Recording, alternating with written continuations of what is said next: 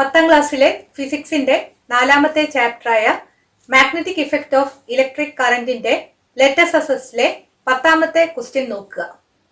ഒരു ബാർലോസ് വീലിന്റെ ഡയഗ്രാം കാണിച്ചിട്ടുണ്ട്. ഇവിടെ കറന്റിന്റെ ഡയറക്ഷൻ താഴോട്ടാണ്. ഒരു യു ഷേപ്ഡ് മാഗ്നറ്റിന്റെ ഗ്യാപ്പിൽ മാഗ്നറ്റിക് ഫീൽഡ് ലൈൻസ് നോർത്തിൽ നിന്ന് സൗത്തിലേക്കായിരിക്കും. ഈ ഗ്യാപ്പിൽ മെർക്കുറി ഒഴിച്ചിരിക്കുന്നത് ഈ സർക്യൂട്ട് കംപ്ലീറ്റ് ആകാൻ വേണ്ടിയാണ്. ഈ മെർക്കുറിയിൽ ടച്ച് ചെയ്തിരിക്കുന്ന ഈ വീലിന്റെ ടിപ്പ് ഏത് ഡയറക്ഷനിലേക്കാണ് മൂവ് ചെയ്യുന്നത് എന്നറിയാൻ Fleming's left hand rule apply ചെയ്യണം. യു ഷേപ്ഡ് മാഗ്നറ്റ് ഈ രീതിയിലാണ് ഇരിക്കുന്നത്. ഇത് നോർത്ത് ആണെന്ന് വിചാരിക്കുക. ഇതാണ് സൗത്ത്. കറന്റിന്റെ ഡയറക്ഷൻ താഴോട്ടാണ്. ഫസ്റ്റ് ഫിംഗർ നോർത്തിൽ നിന്ന് സൗത്തിലേക്ക് പോയിന്റ് ചെയ്യുന്ന രീതിയിൽ പിടിക്കുക. സെക്കൻഡ് ഫിംഗർ കറന്റിന്റെ ഡയറക്ഷനിൽ ഡൗൺവേർഡ് ആയിട്ട് പിടിക്കുക.